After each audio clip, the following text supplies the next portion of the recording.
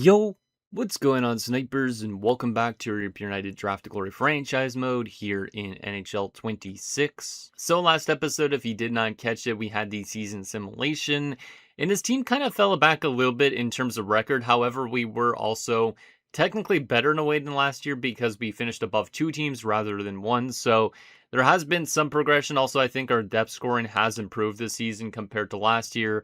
As you can see, finishing 24, 49, and 4, or 9. What am I saying? 4? I don't even know what I'm saying that for. But anyways, like I was saying, our depth scoring anyways was pretty good. There was a little bit of players that I expected to score more, like Hiroma's only had 14 goals this season, so a little bit of a downfall for him in terms of scoring. But you can see guys like Law are starting to pick up their offensive pace a bit, 38 points. Green still being consistent. McElhinney having a decent rookie year. Like, I definitely think there is a lot more better scoring throughout our lineup. Nakamura scored 20 goals as a third liner, I think, for the most part. So I think there is some definitely good promise with this season, despite us falling back a little bit in wins. But hopefully our team continues to take that next step as we get better. Also, in terms of our goaltending, you can see, though, that Kavapil had over 900 save percentage and only 3.41 goals against average. So I think our goaltending numbers are also improving, which is really good to see. Hopefully this team gets better next season. Hopefully we can hit like 30-plus wins. I obviously don't expect us to make the playoffs yet, but I expect, obviously, for us to continue getting some good growth from guys like McElhinney and hopefully being a playoff team within the next, I'd like to say maybe 3 to 4 seasons, but who knows, really. Depends on, I guess, if Benak resigns and all that by that point in time, too. So, anyways, with that said, let's get your guys' comments, see what you guys have to say about last episode, and then we will get into the 2033 offseason. So the first comment is from Mike Garbrandt, who says, 1 Rankin, 2 Bladder, need to draft the goalie in Bull, let him be unsigned for a while, take him early, also need to start developing the AHL team, maybe better coaching. Next season, play Green top line again, Benak with Law and McElhinney, stop Law from fighting. So he's saying in the draft to go with Rankin, which is probably the player that most of us were actually anticipating to go with, just because we do have the first overall pick, but we have to go with the best player from a country we could actually take from, which is Jared Rankin, the Polish centerman. He's going to be probably a pretty solid player, but obviously kind of sucks that we have to resort to a top 6 forward only, but I think it's a nice little addition just because obviously if we lose Benak, this guy would be next in line. Him and Green would be those type of players to really help us down the middle. So I don't mind Jared Rankin, but I wish he was an elite potential player rather than just only a medium 6, because that would help us out a lot more. So, but he still should be good enough that he develops well because he's playing next to some snipers. Like, he might work really good next to McElhinney at some point. So I'm pretty excited about Rankin, and he'll probably start the season as like our third line center, but might work his way up into the top 6, like I said, eventually once Benak actually leaves this team. He was also saying about also starting to develop the AHL team. I totally agree. I think the AHL team needs to start getting better. There has been a lack of scoring down there and all that. There isn't a lot of good high-end potential prospects down there either, though, for that matter, so maybe that's why. But obviously getting some coaches that work with the AHL team better might not be a bad idea, just to help us out with getting some good development for guys to the NHL. And yeah, hopefully some of them end up developing decently. There is some bottom 6 forwards that are like in the 70s, but there's not really, like, I'd say, like a high-end potential prospect down there. I'm pretty sure, at least. Other than if we go in the system here, yeah, there's not really anybody with a super high potential. I mean, there is some medium 9s and all that, but you never really know if they're going to develop or not. So I'm honestly not too sure if any of these guys are really going to become that good, but I'm hoping we could find some good players to put in the system as well, and hopefully they could actually develop down there or help those other players develop too. He was also saying to stop Law from fighting. This is still something that I'm not too sure on. There is a justification for obviously getting to not fight as much as he used to. He is fighting around 20 plus times a season. His offensive attributes and stuff like that really haven't developed that well. He does have better offensive awareness than he used to, but you can see he's still like a 3-star shooter. His passing's only a 79, so he's not the best in terms of the offensive related stuff, but he is obviously a very physical player, loves to fight, even though his fighting skills apparently only a 70, which I didn't even realize. So he's probably doing these fights and then losing them. I'm not too sure, but he is a good player, but it's like, Do we want him to develop more into one of those two-way forwards that could help us out offensively, or would we rather just keep him as a physical presence? I'm honestly not too sure still. So I'm going to wait still before we actually try and turn down his fighting by one thing, but I think right now I might keep him with fighting just because I feel like at least that's something he's good in. Offensively, his numbers have been a little bit of a mixed bag. Like I said, he has been getting better, but he still hasn't really developed that scoring touch.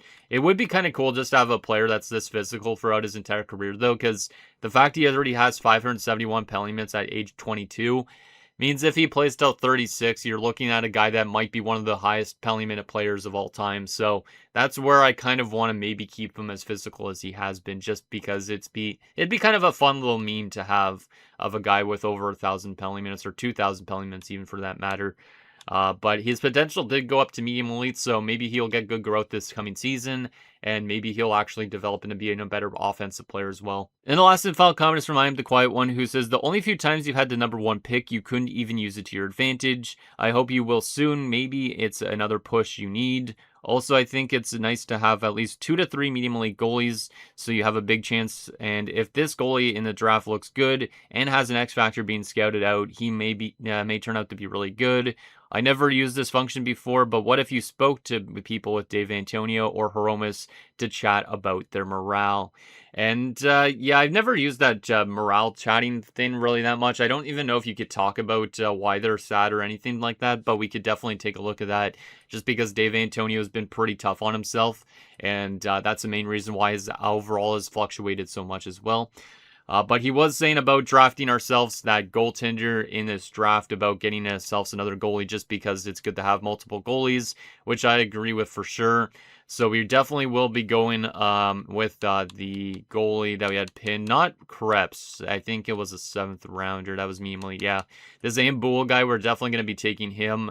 He doesn't have an X Factor guaranteed, but it would be crazy if he does have an X Factor being that late of a goaltender. The things that I find kind of crazy, that is he's supposed to go this late in the draft. Like, why is he a medium elite gem goaltender, but he's projected to go after fringe starter goalies? It seems kind of strange, but we'll definitely add him to our prospect listed draft in this class, because I think obviously he's going to be potentially one of the better goalies out of this class. Except for maybe some of these early guys like Mayorov, who's supposed to go first round. He's probably going to be really good, my guess. But obviously he's not from a country we could actually take from. But he was also saying about how when we have the first overall pick, it seems like we never actually have a really good player we could draft, and that always seems to be the case. Like, we had to take Law. Did we have to take Law first overall? Or no, that was third. I'm trying to remember who we had to take first overall that wasn't actually a first overall worthy pick, but I think our team is still shaping up nicely, and the good thing about not being able to draft super high-end players first overall is also that they won't request as much money eventually down the road, I think. So in a way, it's good for us because we can actually build up that depth and sign guys to nice, like, cheaper contracts.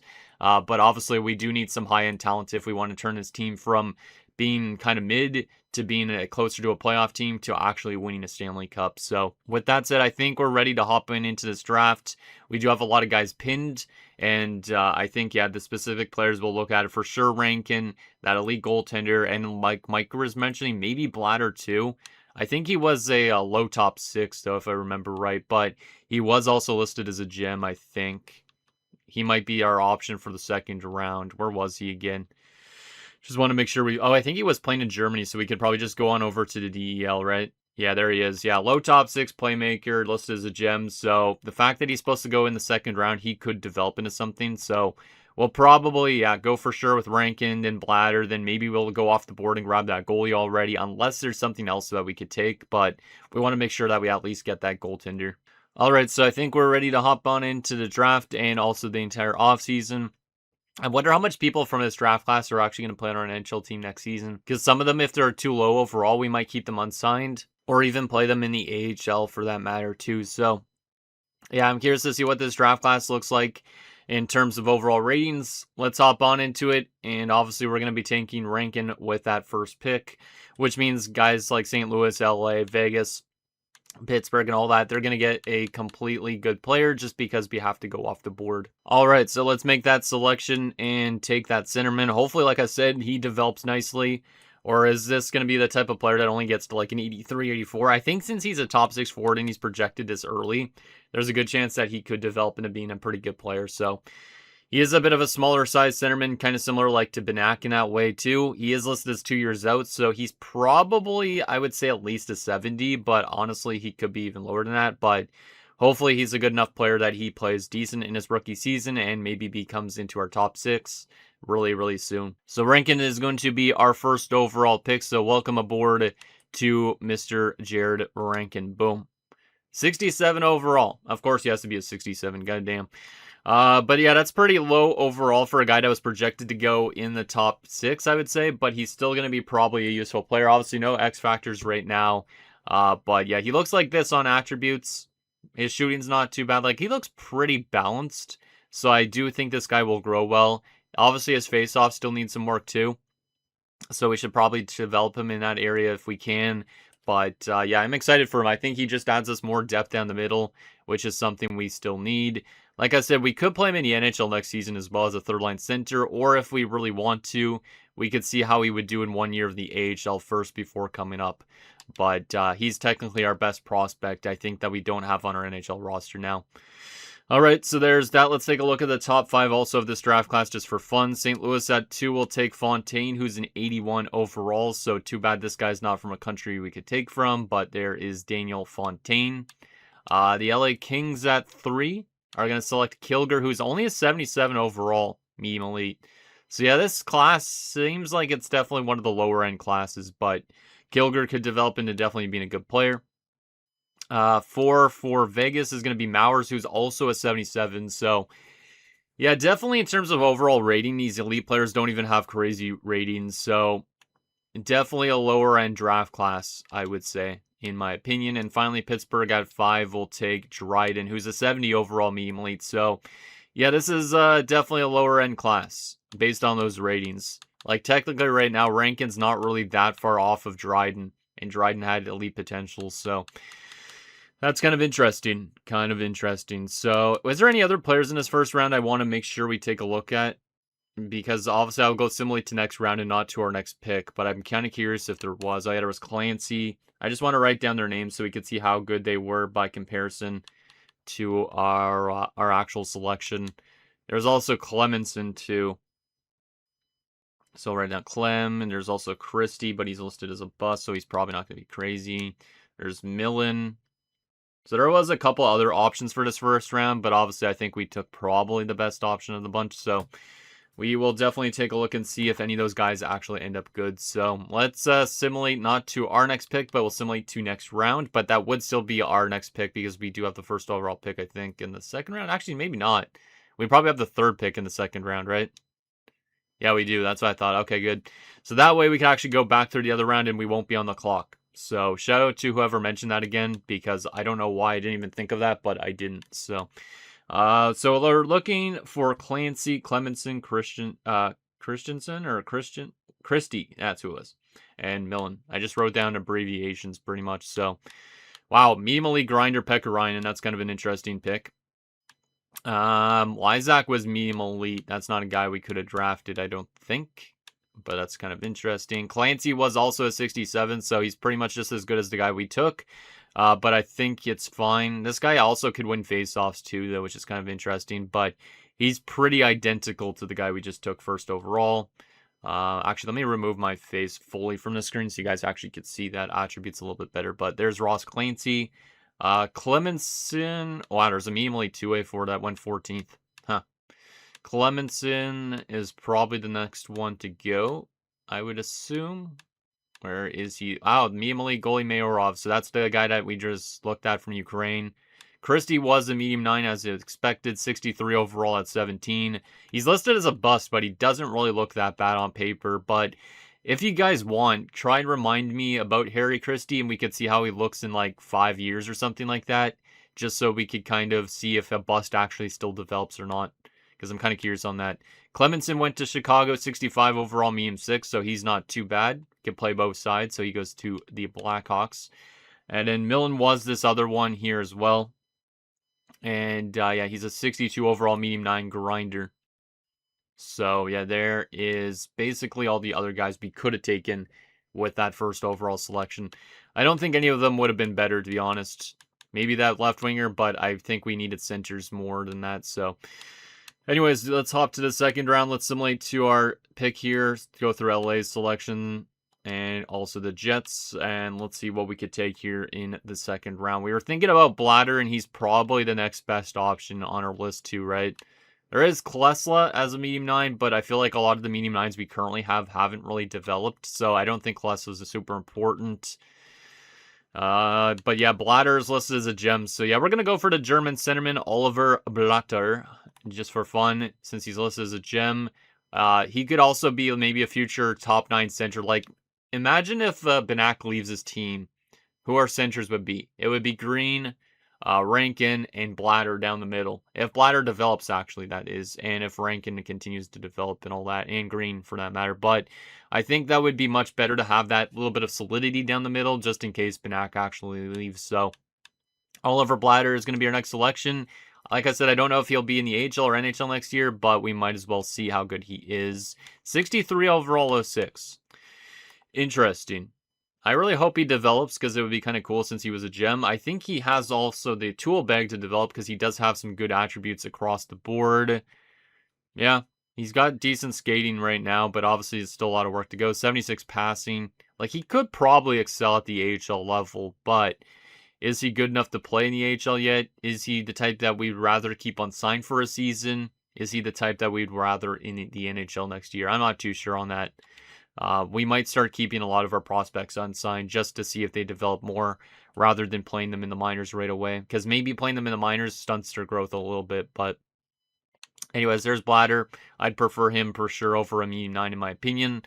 Let's simulate to our next pick here, I guess.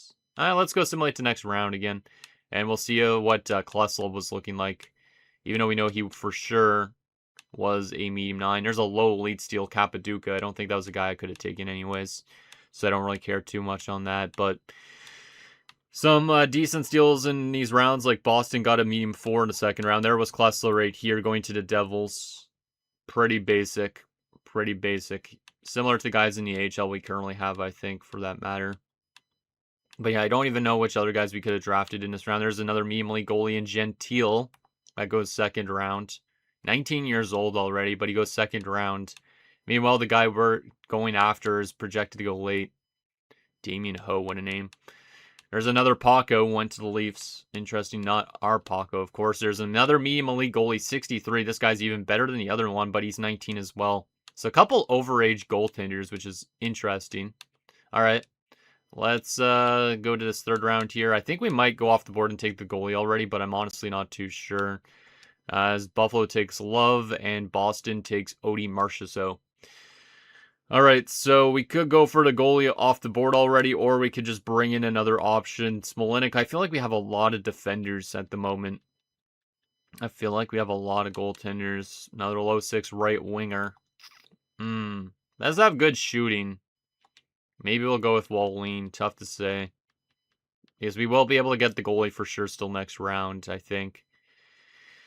Yeah, I think I'm going to go for the right winger, the low 6 in this round, just to give us some more depth on the wing side of things. So, Radoslav Wallin, let's take you. You have a Swedish last name, but you're Czechian, so. 62 overall, so he's pretty much just as good as the guy we took last round that was listed as a gem. So I guess we'll be able to tell if this guy actually develops or not. Like, we'll compare the gem to him directly almost in a sense to see, because they're both similar overalls. One was a gem, one wasn't, but they both look like they could be good AHLers at worst case scenario. Because this guy's got 76 shooting across the board already, so I think he could definitely score at the AHL level. All right, let's simulate to the next round. We're not going to worry about really what the other guys are looking like. Let's take the goalie already, I think.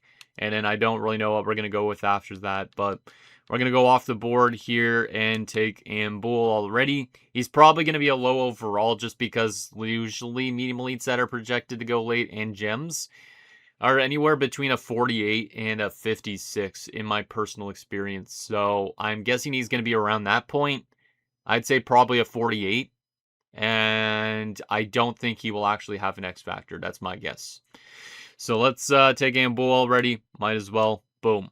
47. Okay, I was pretty close. I knew it was either going to be around 47 to 56, something like that. But And Boole is a 47 overall. So if you ever see a gem goaltender that's projected really late and they're still 18, I for sure always think they're around 47, 48, sometimes 50 or more, but usually that's their rankings. So Boole, obviously taken early in the draft, but I think it is worth it, of course, considering he's a young goaltender with elite potential. Hopefully he ends up becoming that goalie of the future for us. Like, he's going to be unsigned for a year. If he jumps up to a 65 within 1 year, we might have our future tender on our hands. So I'm excited about that. The good thing is we have other goalies too, just in case, but Ambull could be that guy down the road. All right, let's simulate to our next pick now and continue to get the rest of this class out of the way because the rest of this draft is probably pretty bad for us. It's like, yeah, there's literally a low top 6 defenseman, which is nothing crazy. Low bottom 6 forward in Salvador. Ford is a low top 6D. Like, what would I prefer? A low top 6D or a low bottom 6 Ford at this point? There is a medium bottom 6 Ford. I mean, that's probably better than low bottom 6, but this guy is 19 years old already. So he's probably not very good. There's a low top 9, but he's Swedish, which we can't take. Medium 7th. Yeah, there's really not a lot out there for potential. I mean, I could take a fringe starter goaltender if I really want more goalies, but if we sort on potential, Retzer's probably the best maybe, but we don't know. There's a low 4 that's supposed to go undrafted. You know what? I'm going to go off the board and go with somebody that's supposed to go undrafted. I just don't want to take a low top 6D. I prefer to take a low 4. This guy's not supposed to get picked, but we might as well take him. He's 18, so Dimitri, welcome aboard. 53 overall, probably wasn't supposed to get drafted till like next year or something like that, but we might as well take a guy with better potential, right? So I don't mind that selection. Why are we getting trade offers? I thought I turned trades off. That's kind of weird. Aside from that, we have 2 more picks to make. Medium 7th D. Let's sort by potential again. See what we got. Retzer's still there. You know what? Let's go for Carl Retzer. I know he's 19, but we might as well take him. Center/right winger. Low top 961. I'll take it. It's better than a low bottom 6, but he is a little bit of an overager. Does have actually decent shooting and offensive awareness, so maybe becomes something at the AHL level, but really tough to say.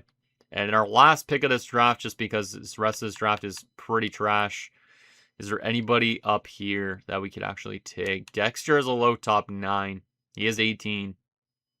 Yeah, I guess he's probably the best option. We'll just take Dexter. Why not? And we could call him a serial killer or something like that. But Lewis Dexter, once again, has decent shooting attributes. So I don't know if he'll be good at the AHL level or what, if he'll ever get signed. But we might as well just add players like that just to see if they actually develop or not. But in general, I would say a pretty weak draft just in terms of altogether. But I think Rankin's going to be decent. I don't think he's a first overall pick, but I think he's a decent player still. Bladder's a low bottom 6 gem, or low top 6 gem, I should say, not low bottom 6 gem, but low top 6 gem. I think he could be something. Wallin maybe has the tools to become something at the HL level. And Bull obviously is an elite goaltender, is an exciting one. And then the rest of the players are kind of crapshoots, I think. But yeah, that's probably one of the draft classes that we look on as one of our worst in terms of overall stats, I think. But I think there will be eventually a draft class for us where we start to find actually some low elites. I'm just hoping that's like in next year's class or something like that. So anyways, there's that. Now we need to advance a day, get to the re-sign stage. We got to bring back some scouts, so let's go do that. Which scouts was it again? Toivonen and Samard. So we'll bring you guys back, because we need to make sure we have our scouting group together as much as possible. A lot of these guys are doing some pretty good work for the limited draft class players we could pick. We'll get Hamhuis back as well. And I think that might be it. Yep, that is perfect. Any coaches we got to re-sign or no? No, not so much. Okay, we probably will just end up firing coaches and replacing the AHL ones or something. But re-sign stage, first and foremost, this is an important part, obviously, of the offseason. I don't think it's a super expensive offseason. Yeah, because Green is technically the best. I think we are going to be letting go of Reber. I'd really liked Reber early on, but I need to free up some roster room for the AHL, so we're going to let him walk, unfortunately. Aside from that, we do need to free up some roster space in the minors a bit. So I might think about letting go of some of these bottom 6 forwards. Like, if we go to unsigned, we are going to be signing Rankin already to his ELC. He's either NHL or AHL for sure next year. Bladder is an interesting one.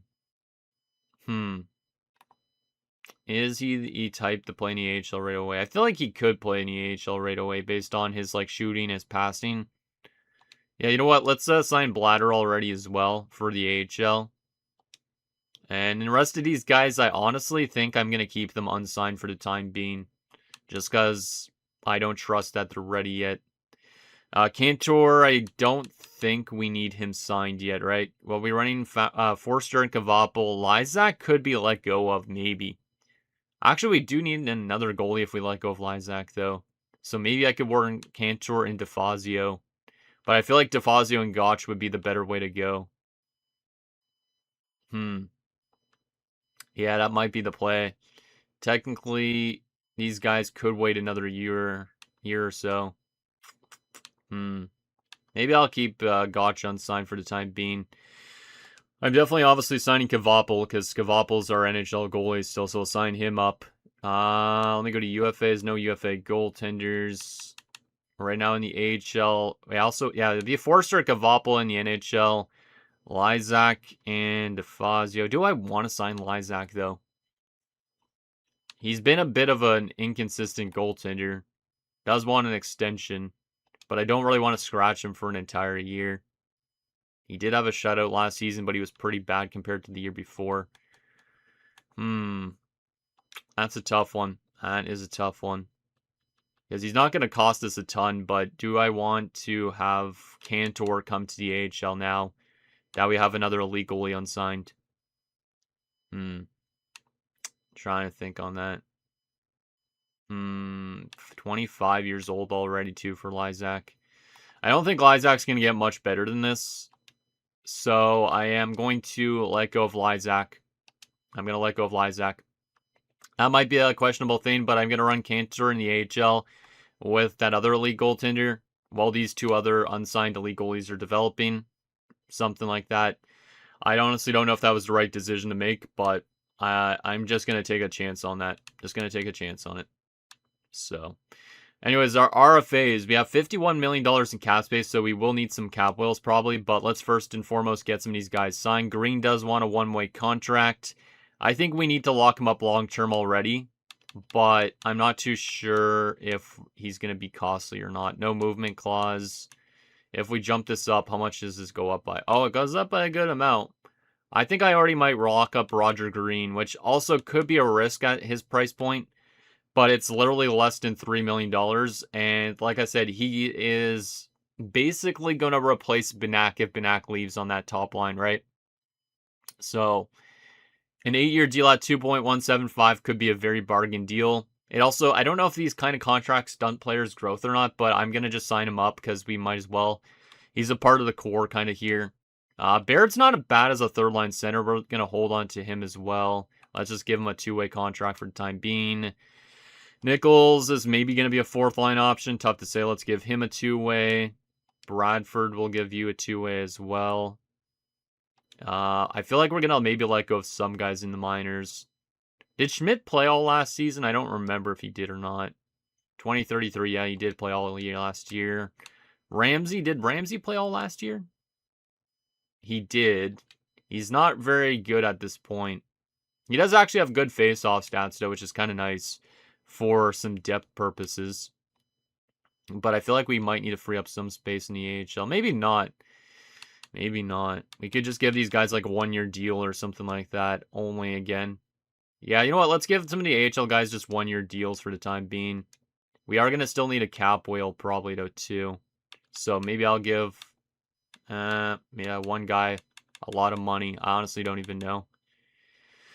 Because, yeah, we're going to constantly still need cap whales, which is kind of a crazy thing. But let's go Ramsey. Let's do Ramsey as the cap whale for the 1 year. Just because he's been with us for a while. We'll give him like $18 million. Might as well, right?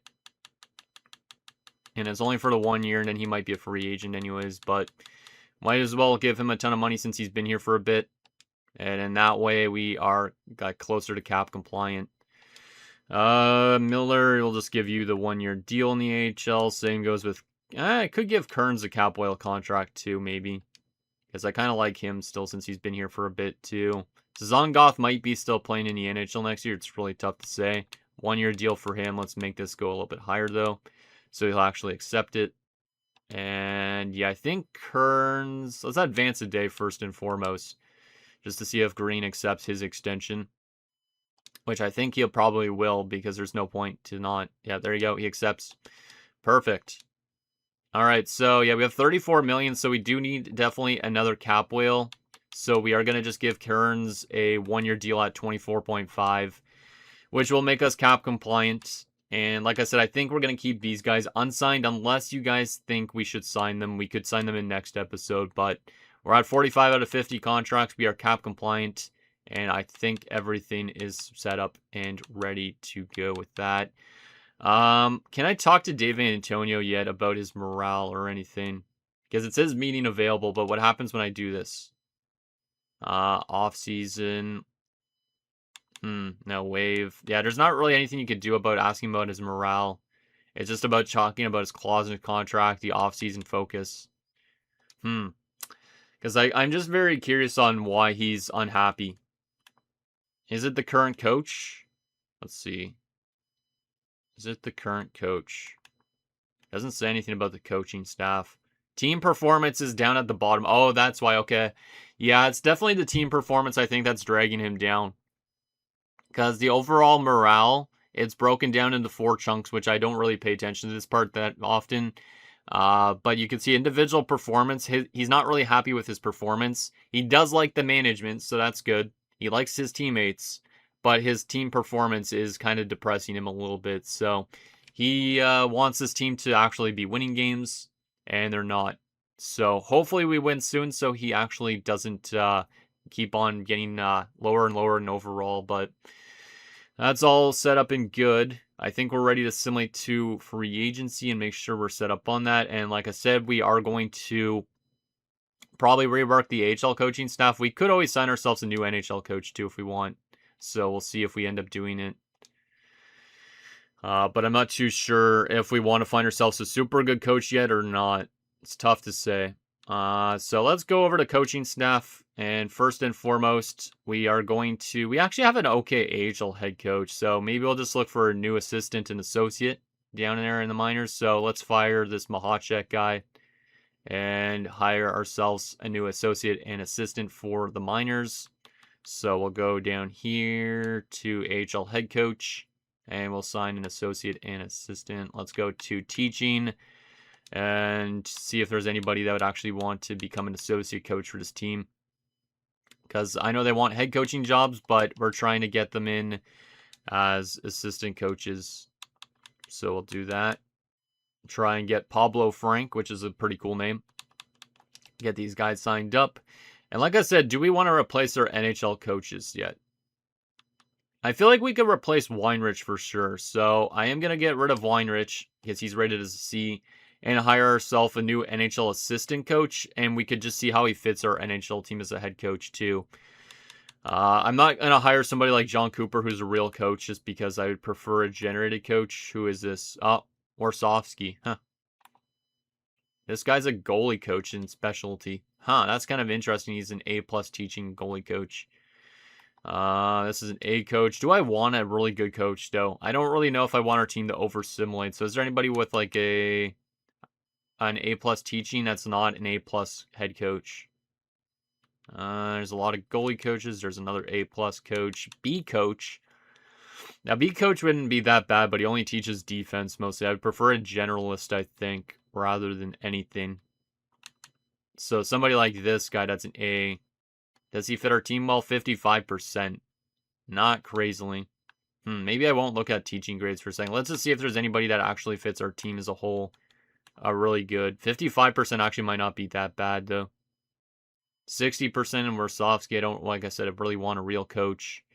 Verada and Patrick are both 55% as well. Patrick was that guy that had a really good teaching grade. Works good with Klinga. Doesn't work good with a lot of our other players much. I don't know if there's anybody that works super good with us, so I want somebody that works as well as possible. But there's not really anybody that's super high other than that 55. There's another 60. Victor Hedman is a head coach of this team. I mean, it is a real player, real coach, kind of, I guess. But he works well with Klinga, Hromis, Benak, Paco, Antonio. Like, he doesn't work bad with really too much players. So, Victor Hedman is our head coach. How's his teaching grade? Should be good, right? C. Not the best teaching grade, but he's a young coach that's just looking for his first job, probably, as a head coach, I would assume. Has he ever coached anywhere? No, he hasn't.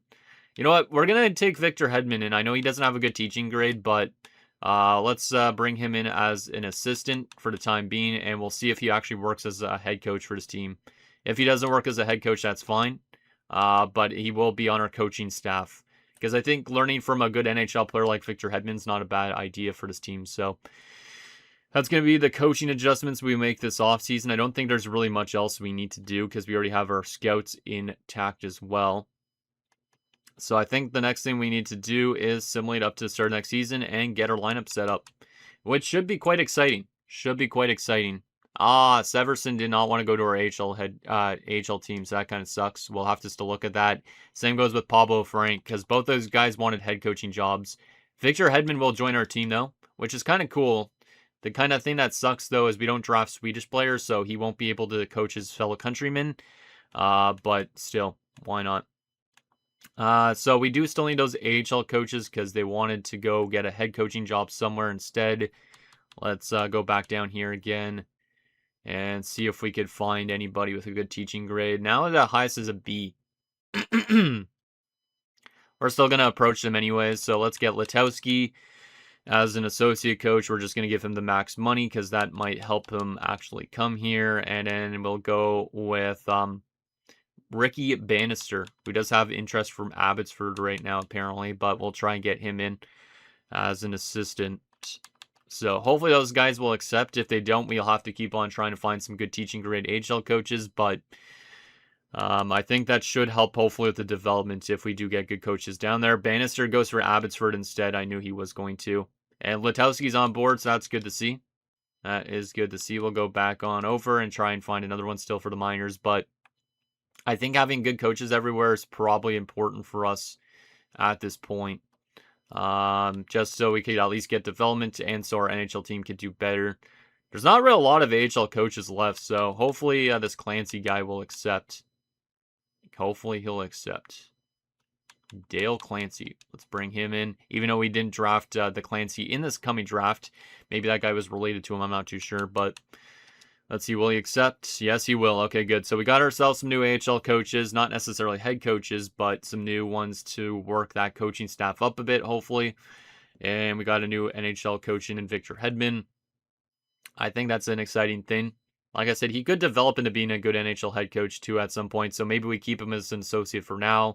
And eventually he becomes a head coach. Because he only is a B- rating, I think it said. But he could definitely develop since he's only 43. He's only 43.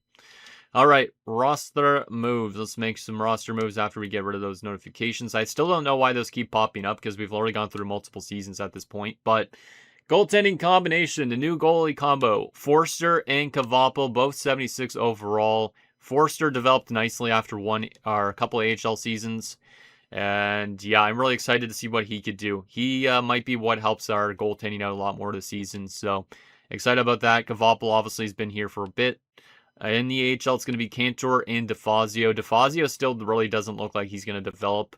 So he might be let go of at the end of the year, depending on, because we have other league goalies that are probably going to be better. But yeah, that's going to be the AHL combination. From a defensive standpoint, we don't need a depth defenseman, so I'm going to send Emerson down again as I typically do. But it will be Paco, Lee, Urquhart, Dave Antonio showing up as an 80, but we know he's better than that. Andrews and Albatozer. Looks pretty good.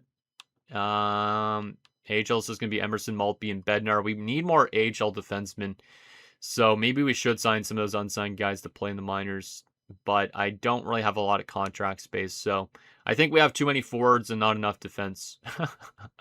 But there's that. Anyways, forwards, we have Hromis down to an 83. on morale. What the heck is this? Coach satisfaction is very high. Current morale is happy. I am very confused with what the morale is doing to this team. I really am. Probably shouldn't have kept it on, but oh well. He'll go back up in overall before the season starts, I hope. McElhinney's a 77, so he got a lot of growth after 1 year. Looking great. I meant to do off-season focuses. God damn it. Oh well. Well, that's a big whiff, but at least some players are still growing. Nakamura's up to a 76, so that's nice. And then Bradford as a 75. Helmer is actually kind of close to an NHLer, but we don't need him up here yet. But he's a medium 9. That's developing okay. Left wing side of things, Klinga, Law, Nichols, Kearns, Sarich. I don't really know if I need all those guys. We don't really need depth forward, so I am going to send Kearns down to the AHL. I know he's a cap oil right now, but we're going to send him down. Just so that way we don't worry about scratching people. Because Nichols, I think, has kind of hopped him a little bit in overall anyways. Centers, we have Benak, Green, Mullen, and Barrett. Mullen would be playing left wing, though, too. So Sarich would get scratched. So I'm going to send Sarich down again as well, I think. And we'll go to in the system, and we will call up Rankin already. Or we could call up Sazongoth or Miller. I don't really know what I want to do with that. I'm going to call up Rankin for the time being, but if you guys think one of these other centers should be in the NHL instead, so we don't stunt Rankin's growth, let me know. But Rankin could be playing as our 3rd or 4th line center. But we would have to try and find a way to get him some power play time. So let me know if you would change anything about our lineup for next episode, and maybe I will make some adjustments. But that should be basically everybody we need on our NHL team. So let's go to best NHL lines and set this up. So in terms of our first line, we are going to move Green back to the top line. He is up to a 77, which is great. So it'd be Klinga, Green, and Hromis. We are going to move Benak to play with McElhinney and Law to try and get those guys to grow more. Third line is going to be Rankin, Mullen, and Nakamura. They actually have good chemistry, so that might work. And then Barrett doesn't really have a high ceiling, so playing him with Bradford and Nichols really isn't that bad as a 4th line. That's probably what our forward group would look like.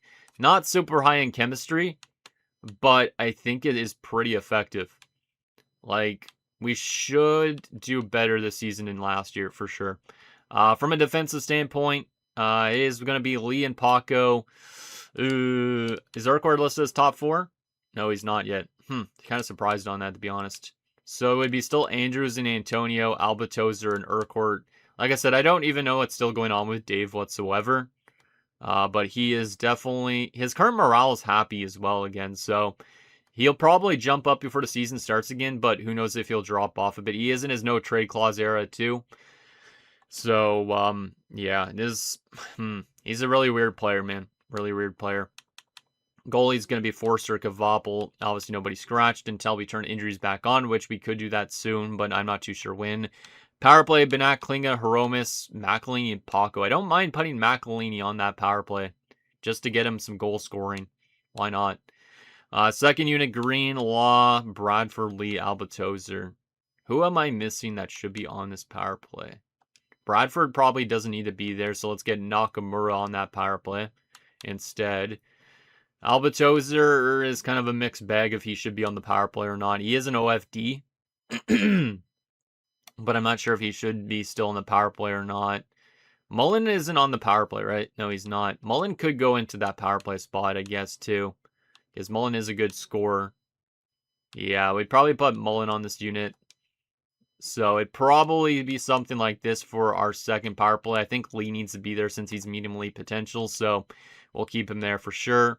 Penalty kill, Klinga, Benak. I don't know about having Klinga and Benak there, but maybe we need to see if one of our other coaches work better with the chemistry on this team. But we'll just probably leave the penalty kill the way the coach has it set up. But I should probably make sure Dave Antonio is getting a lot of penalty kill time because maybe that will help him actually not lose morale. So let's put him on the first unit on the PK. And instead of the second, we'll put Paco on that second one. Just because Paco is more offensively minded anyways. I just want to make sure if Dave Antonio could get back to where he was. Because I don't really understand why he's been bouncing around so much. The rest of this should be fine the way it is though. So we'll go with that. AHL-wise, let's just make sure we don't have anybody good scratched. Like I said, we could call up somebody 72 overall kind of guys if you guys think they should be in instead in the lineup. But is there anybody scratched that shouldn't be? Bladder needs to be in for sure, so we will take out Ramsey because he's the oldest, I think. So we'll get him in. Is there anybody else that needs to be in? Lees is 21, only bottom 6 potential. That doesn't matter. Koshrain's bottom 6. That doesn't matter. Camper is low top 6, so he should be in instead of who's the oldest guy here? Kearns, right? Yeah, unfortunately, Zach Kearns might have to be scratched here, so we'll get Camper in. And Morgan was maybe medium 9? Nope, medium bottom 6. Kearns is okay. Ramsey's okay. And Wakabayashi is medium 9. He is a left winger, but I could throw him in to a right wing spot. So we will take Master Liski out of the lineup in that scenario for Wakabayashi.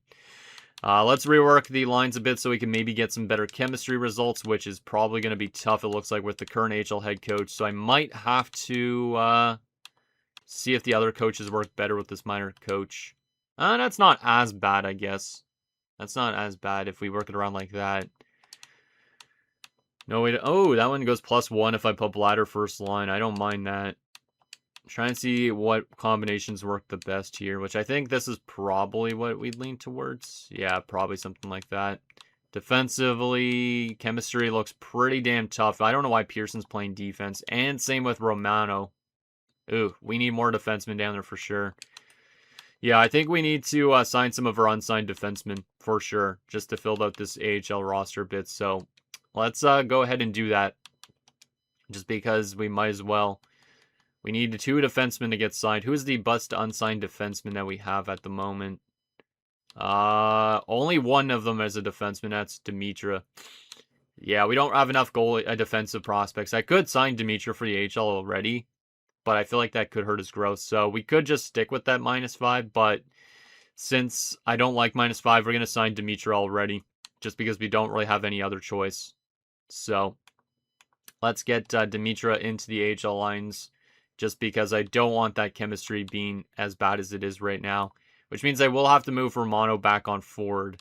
So we'll get Dimitra into the spot, and we'll see if we can get rid of this -5 somehow. But it seems like regardless of where we have Pearson, it's always a -5, which is not great. Is there any forward that would work better in that spot? Like Romano is a 2-way. We just had him there. What about Ramsey? Still -5. I guess we'll just keep Ramsey there since he's a grinder. I honestly don't even know at this point. But I do need to get Romano into the lineup, which means I will take out, I guess, Koshrain? Yeah, I guess Quinn Koshrain, because he's probably the worst guy at this point. So I'll get Romano into that top 6 as well to try and get him to develop hopefully a bit. Yeah, it's not terrible. We'll go something like this, I guess. Now the chemistry looks okay on forwards, though, at least 2. But the defensive chemistry, I don't really think there's a way I could get this better at all. If I go with that, I guess. But I don't like that -5 still. But it is what it is. It is what it is. Okay, so that is all set up. I do need to double check if the current coach is our best option for both the NHL and the AHL as well, though. So Likens is a 67. Of course he is. Seems like literally everything I see nowadays is 67. Goddamn. Pajot as a head coach. 57. That's pretty tough, actually. That's pretty tough. Hedman as a head coach. 67 as well. How does Victor Hedman make this chemistry look on our team? Because I could use Victor Hedman maybe as the head coach. All right. +2 on the first line. 0 +1. So pretty similar to the other coach. Defense looks better almost, I think. Can I move Urquhart up? No, I still can't move Urquhart next to Antonio. So that always seems to not work, Urquhart and Antonio. I don't know why. Power play +5. Second unit still a -2. Doesn't really look much different than the other coach. I don't think. The penalty kill might be improved a bit. You know what? I think we're going to go with Victor Hedman as their head coach this season. Just to see. Just to see. I know he's not the best coach yet, but I think he could develop. Or if we actually have him as head coach, maybe he won't. But let's temporarily move Pajot down. to the assistant job, and this guy will go associate, since Pajot's the weakest fit there. So that's good on that front. AHL head coach, we don't have an AHL head coach. Oh, I thought we did. Ah, that's interesting. Let's just promote Letowski as the head coach and see if that impacts anything with the AHL's chemistry. I didn't even realize we didn't have an AHL head coach. That's kind of weird. Let's see. That makes the forward group not have great chemistry. The defensive group looks terrible. So yeah, Letowski's not going to work as that coaching job for sure in the AHL. We'll keep him as an assistant. We got to find somebody better than that. So we'll move him down back to associate. Clancy is a head coach. Let's see. 55%. That's not crazy. How about Likens? What's his fit? Let's see. Likens was the head coach, wasn't he? Or was he the NHL head coach before? He was the NHL head coach before, right? It was Pasternak that was the AHL head coach. Ah, that's why I screwed up things. That's how I screwed up it. Okay, let's move this back down here for a second. I just made a mistake, so that's why it was all confusing. There we go. That's better. That is better. Because, yeah, Likens used to be our NHL head coach. So having Pasternak back as the head coach in the AHL, only at 60%. There's not much we could do about that. All right, so our coaching staff, I think, is set up the way it should be. Lines are set up. I think the last few things we got to take a look at is obviously the upcoming draft class and also what our new players look like. So let's first look at the new players on the team. That includes only one player. I'm pretty sure it's only Rankin we got to take a look at. So let's see if it is going to be him. Have we taken a look at Nichols yet? I don't feel like we have because Nichols hasn't made the NHL up to the season. Oh, no, he did. He played one season. I forgot about that, to be honest. So we already have seen Nichols. Is there anybody else we have not looked at? I don't think so. Oh, wait, Forster. Yeah, we got to start off with the goaltender, Akeem Forster. So here's a look at our new number one / sharing tandem goaltender. I don't really know what to say about it, but Akeem Forster looking like this. He has a wild man beard, I think, too. Yeah, he has the wild man. Does it get full? It does. Let's go. Okay, that's cool. So we have a guy with the wild man beard. So that's pretty neat. So shout out to Akeem Forster. Rocking the number 33 there, but his number will be 35 on our team. Just because I think... Oh, no, Kavapol doesn't have it. I don't know who has 33. Huh. And we'll also take a look at Rankin. Like I said, you guys can let me know if Rankin should be back in the AHL to start the year or if we should just keep him where he is. I think he's not on the power play yet, is he? We didn't put him on the power play. I feel like I need to readjust that power play to get him on it for sure. But let's take a look at him, and then we'll go back to the power play lines and make sure we could get him into it. But this is what Rankin looks like, the Polish dude. Looks pretty basic, but he does grow a beard. And it doesn't... Oh, no, he doesn't grow a beard. Huh. He has a beard option selected, but his current length is at the bottom. So, no playoff beard for him. But, yeah, he looks one of the most basic players I think we've drafted up to this point. Let's actually make sure I get a good look at him just so I could use him as the potential guy on the thumbnail for this episode, just because obviously I kind of tend to put the guy we draft into the thumbnail. So there is that. I didn't want to go to full screen. God damn it. There you go. So that's all set up. Aside from that, like I said, let's go back to our lines and see if there's a way I could get Rankin onto the power play for that second unit. Because if there's not, maybe it is better he's playing in the AHL, but the AHL team also has really bad chemistry, so it's like, it's not necessarily the best. But he's obviously not going to go on that top unit.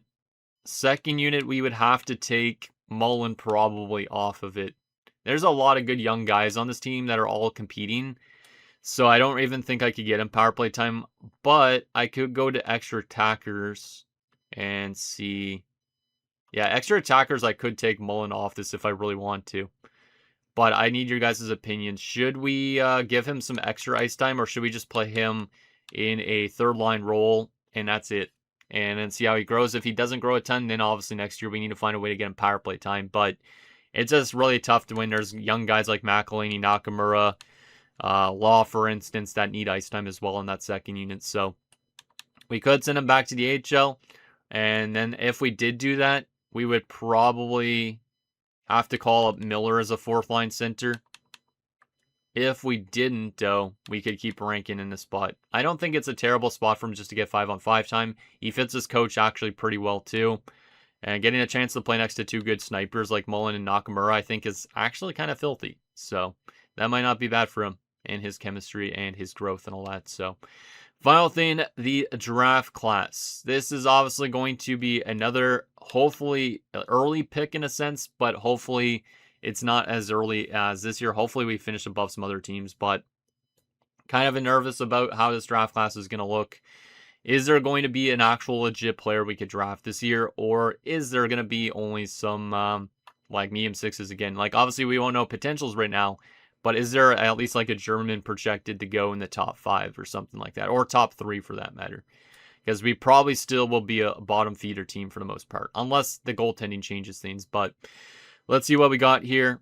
And the best player that we could take is not in the top 8, which is not good, or the top 7 at least. Damn. Couple Canadians, one Finn, one Swede, and a Ukrainian player. But Ukraine is not eligible to us, unfortunately. So that kind of sucks. But let's go through each league and see what each league has. Maybe there'll be some other players that are good still that are projected to go first round. So starting off with Germany. The best German is projected first round as a center, but he's supposed to go 31st. Tobias Abstreiter. We'll pin him. There's also Tunnel, who's projected the late first round. So there is a couple guys from Germany in the first round this year, which is nice. There's a Croatian defenseman, Braden Wilsey. We'll pin him. That's kind of neat. Goaltender Ethan Wolf will pin him too. Esposito. Okay, looks like at least Germany might have more prospects this year than in years past. But who knows how good these guys actually are. I'm hoping Abstreiter and Tunnel are like at least medium 6s and not medium 9s. Or if they're low elites or something like that. That would be kind of nice. Inside from Germany, we move to Switzerland. The best is Versteeg, who's projected first round as a lefty or right D. So he's probably a medium 4. Could be a medium top 6D, but that's not bad. A guy that can play both sides, especially if we end up losing Dave Antonio down the road because he's just unhappy. Albrecht as well, we'll pin him. He could be medium 4 or medium 6. Or even low elite for that matter. We'll pin Marcoux, Bakos, a lot of defensemen in Switzerland. And not a lot of forwards from there. There's a French guy in Avery Hadar. We'll pin him. Swiss dude in Sofilis. Bakar is also supposed to be there. So that's pretty much it for Switzerland. So far looks like a good chunk of people at least projected to go in first round. But unfortunately nothing super early. So maybe we kind of hope for a season where we actually finish decently. So we don't have to be reaching and grabbing a guy first overall again. But Czechia, what do we got? First round, 8th overall potentially, Christopher Vickers from Poland. Okay, so this guy could be a potential option again, but he also might be like another 67 medium top 6. But he could be an elite player too. So we'll pin him. There's a goalie projected first round. We have not seen a goaltender projected first round from a country we could take, I don't think, at all in this series. We already do have a lot of goalie prospects that are elite. But Marian Simic could be a guy that we reach and take very early, potentially. If he's actually a really high overall goaltender. Like, if he's a high elite goaltender, he has to probably be the pick. Even if we're drafting first overall, right? You would think. But there's also Holik, who's projected first round. So it looks like a lot of Europeans projected in the first round, which is good. Not so much in the later rounds, but I like the looks of this class so far. There's another guy from Romania we could take. Cool. Then we move on over to Austria. Vokun is projected early. Damn, that's like the first person we've seen from the Ice League that's projected in the second round, I think. Roman Vokun's probably a legit option for us in the second round too. He's projected 38th, so. But I have not seen a person from Austria projected that early at all so far in the series. These other guys are all supposed to go undrafted, but Vokun is supposed to get drafted really high up. So that's kind of neat. SHL. There's a German and Ullman projected second round as well. Looks like there's going to be some good options for us at least. Even though we aren't going to probably get a really good player in our first pick necessarily for the spot it's supposed to go at. But I think we're actually going to get some good depth potentially in this draft class. Just based on what I'm seeing right now at least. Obviously, we don't know their overalls, potentials, that type of thing yet, but Atkinson's supposed to go first round from Denmark. We'll pin him. There's also a Polish dude, right winger, and Hillis. Yeah, there's definitely options in every round again, which is great. I'm optimistic about this draft class, I think, just because it looks like there's more options to us in some of the other leagues that there wasn't before. So I'm optimistic, and I'm hoping that some of these guys are low elites. I really am. If they're not low elites, it would kind of suck. But if some of these guys, like this Gabo guy, for instance, is a low elite, that would help things out a lot in terms of maybe giving ourselves some better prospects, at least for the AHL. Is there any Russians we could take, or people from Russia, I mean? No, does not look like it. No Polish dudes. All right, what about rest of the world? Still no rest of the world prospects. One day there's got to be a rest of the world prospect, right? We'd hope so at least.